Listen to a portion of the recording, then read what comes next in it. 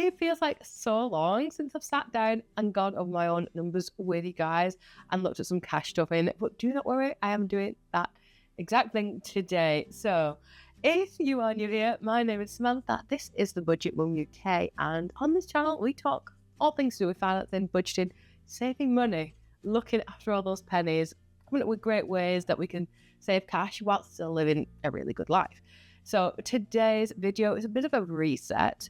We're looking over my numbers from the last month and looking at how I plan my money and my budget and how I make sure that every single penny has got a job, because that has been the thing that got me out of massive amounts of debt. It's the thing that has meant that I'm able to survive on a relatively low one-person income and just have a great life with the kids and do all those fun things. So without much further ado, we're going to get stuck into the ultimate budget planner. This is the planner that I use to plan the month ahead. It is also the planner that I use to plan my year ahead and set up all kinds of challenges and fun things as well. So every month I will sit down and make my plan. So I will allocate my money. So as soon as it hits my bank account, it's already been decided where the money is going to go. And the reason I do that, and the reason I encourage everyone else to do that, is that because when you start to think of money less as cash and money and more about it's like an object that has got a job to do each time, it becomes a lot less personal when you're spending it. Whereas I think for some people who struggle with money, what they tend to find is that it comes in the bank account and they spend just as and when and whatever they choose, but then they'll get halfway through the month or towards the end of the month and realize there's nothing left, and that is where it becomes a problem. So by setting up little cash stuffing wallets or little sections of my budget and dividing up that money into those sections or little pots effectively before I've done anything, then I'm aware of exactly where that money is supposed to be going.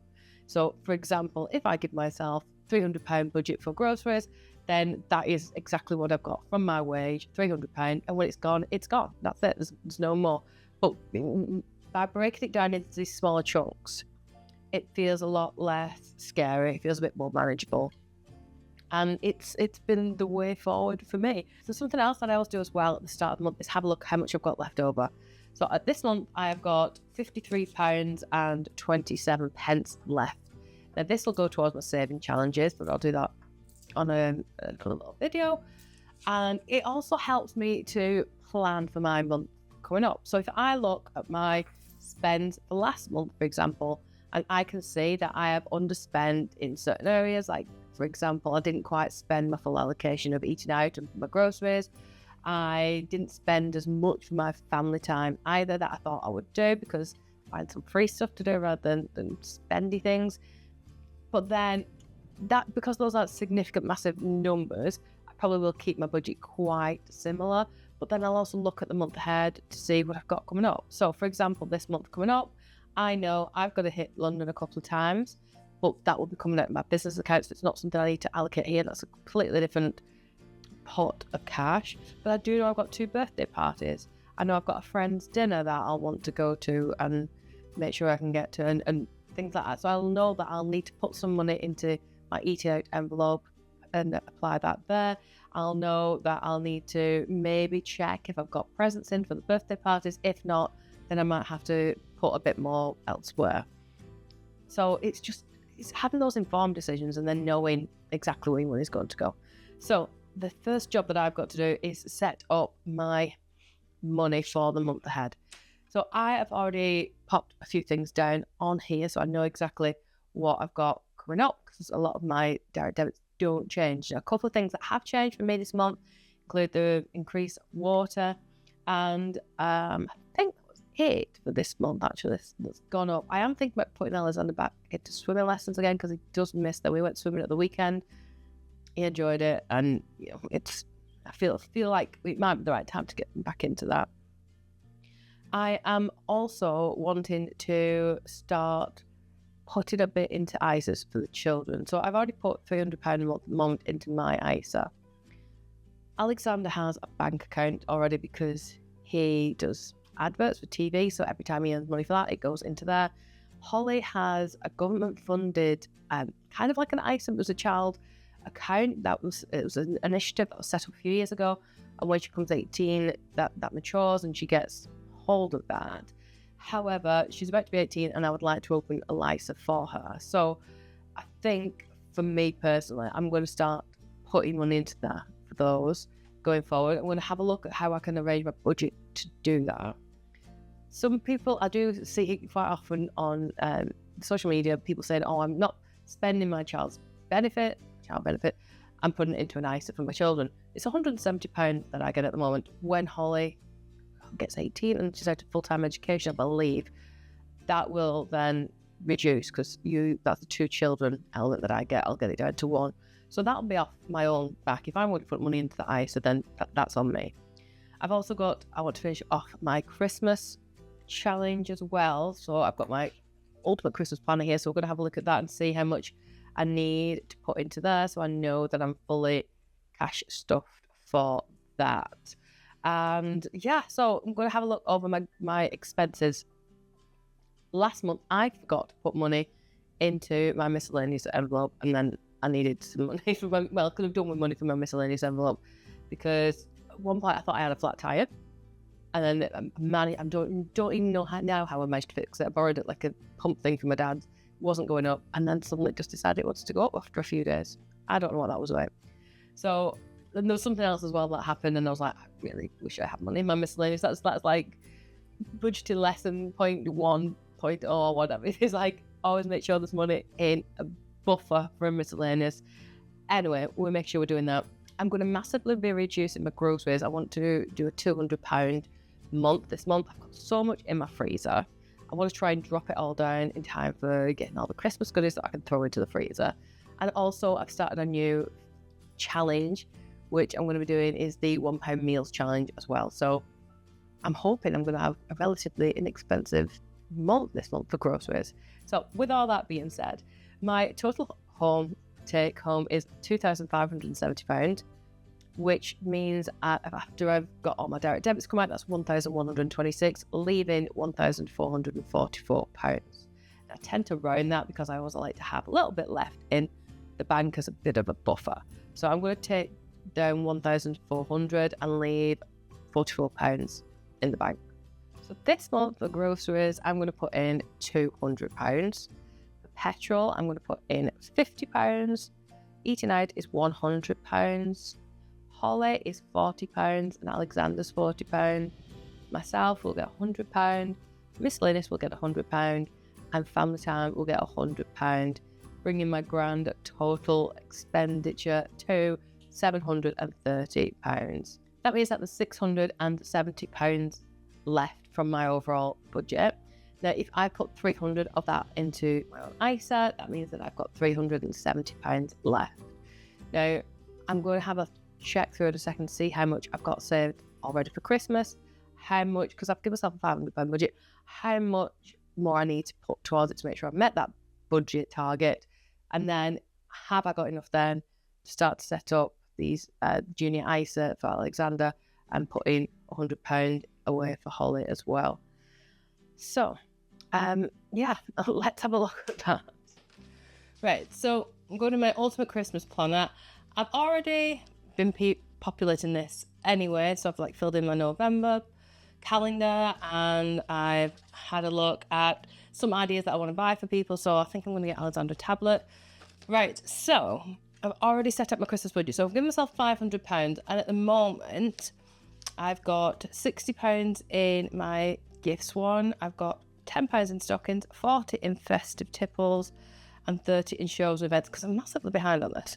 I've been doing my challenges instead, but it does mean that I've cash stuffed £140, which means I've got £360 left, which incidentally is just £10 difference from the what I've got left over of my budget. So that means that if I take 360, I've got a full Christmas thing done then. So we're going to be cash stuffing this shortly.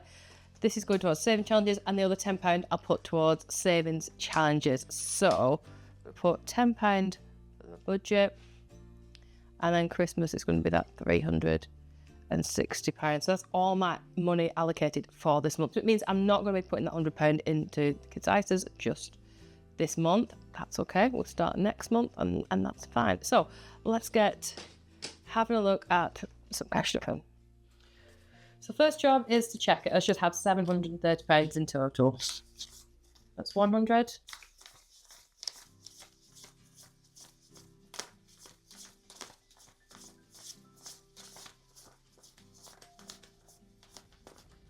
£600.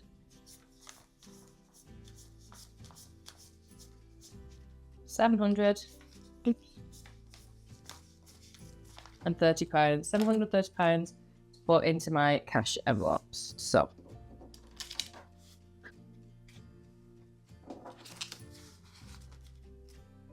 let's first of all grab my binder. So we've got miscellaneous is getting 100. I'm going to put these 50s in there actually. Just for me, it's getting 100.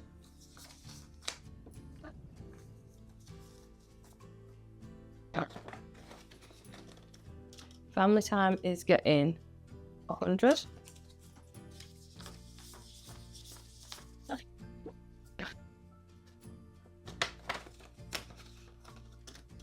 Ollie gets 40.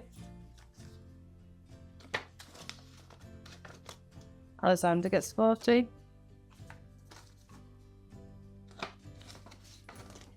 Easter is getting 100.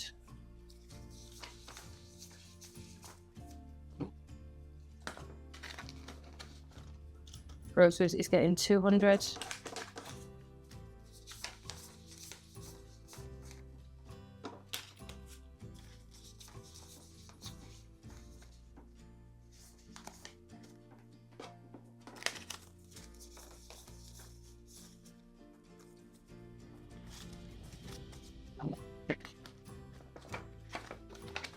Petrol should have 50 left, which we do.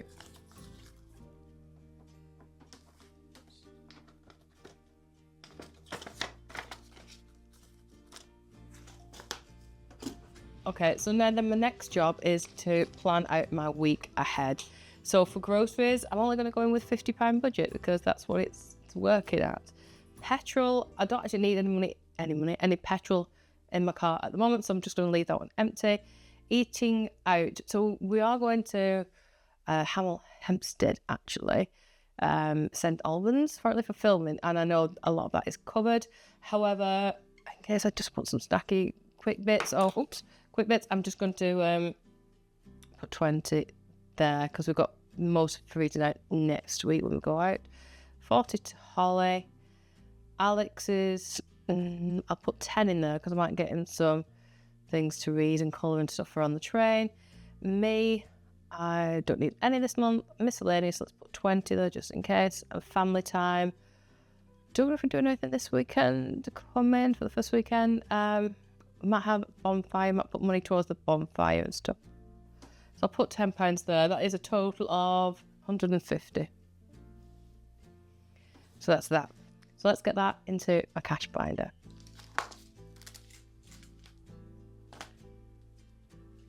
First up, I'm going to put £10 into my sons.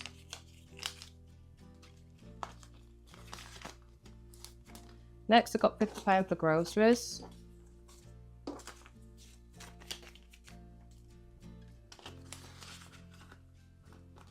I've got £20 going into miscellaneous. There's £25 going into eating out. And £10 going into family time.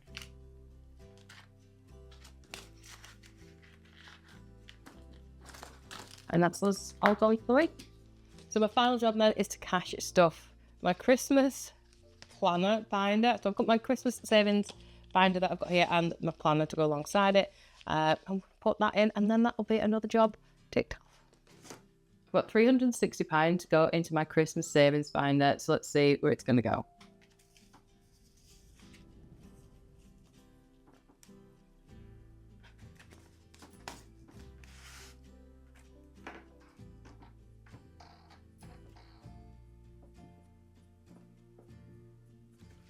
140 going into my presents.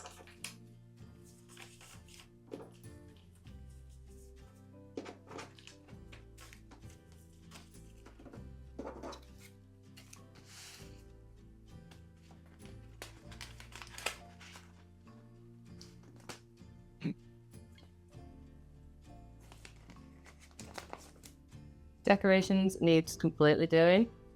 It's £20.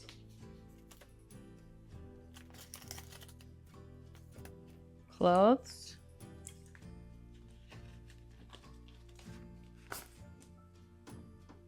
It's 50.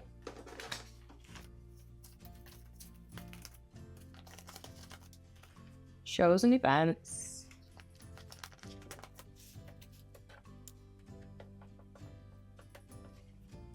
It's 30.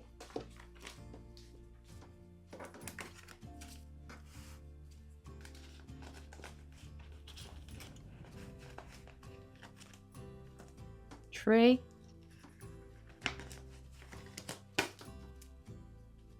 Hasn't had any yet. It's 18.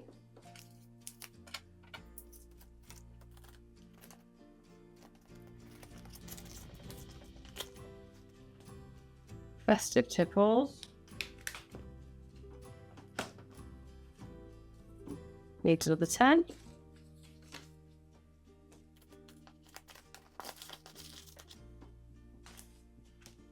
Stockings.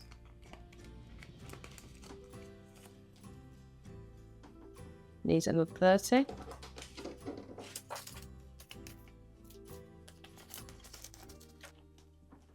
Travel. It's 12.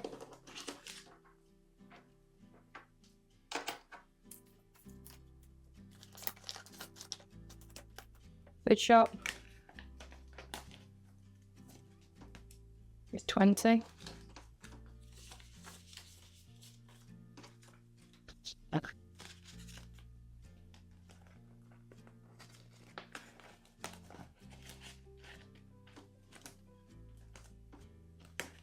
Parties is over 20.